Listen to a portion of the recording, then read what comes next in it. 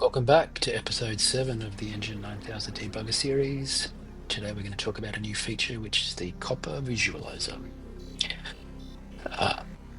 Copper Visualiser is sort of similar to the DMA debugger. It shows on screen where copper operations are happening, and we can hover over them to get a decoded representation of what each copper operation is doing. We can click on them to get a list of to get a copper decoding in the new copper source window. So any memory address or symbol we can pop up here, and we'll see that RAM decoded as copper operations. And we can see here we've got a legend. So red is weights. So we can see here this little section of the copper here is doing this, the fade of the text. You can see the color 1 is fading from white to black. So this is a pretty simple copper list. There's not a lot going on here. Some bit planes, purple bit planes being set up and restored. We'll see here this weight here. The way that this scrolling is being done is by changing that weight, which then moves the bit plane pointers at different parts of the screen. So yeah, that's basically how it works. But let's have a look at something a little bit more interesting. Let's look at something with a, although this is an amazing demo, it doesn't have particularly interesting copper lists. So let's look at something that does have an interesting copper list, which is, of course, Jim Powers. So here we are, Jim Powers. Go to the custom debugger and turn on the Copper Visualiser. And boom.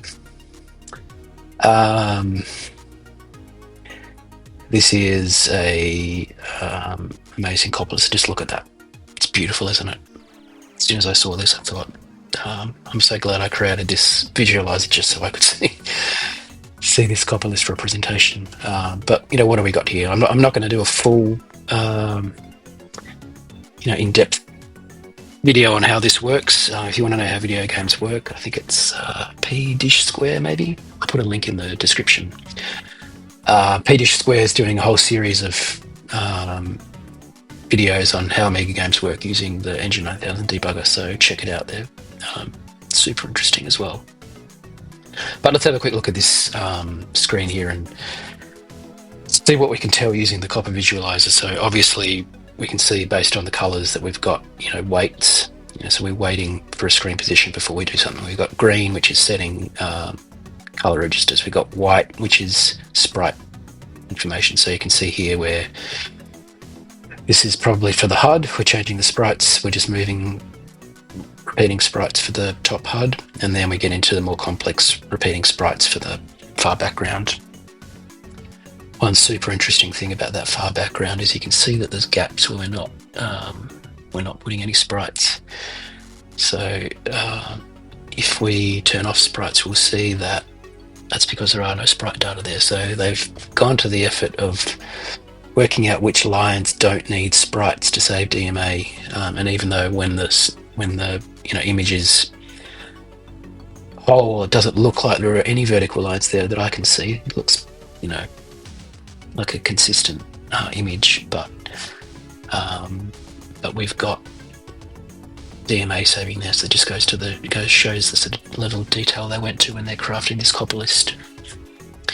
Another new feature we've got is we can now zoom in and scroll around, which can be handy if you're trying to sort of look at fine detail of copper lists to work out exactly what's going on. But yeah, look at that. That is an amazing copper list.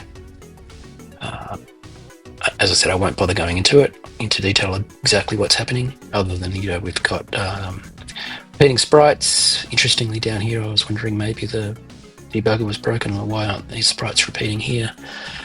That's because they're not sprites there. These sprites here must be used for this lower HUD. This bottom section here is bit planes. So yeah, here we go. ENGINE9000 debugger, new visualizer. Hopefully some people can get some use out of it, if for nothing else, just to see that amazing representation of the Jim Powers copper list. Look at that. Amazing. Have fun.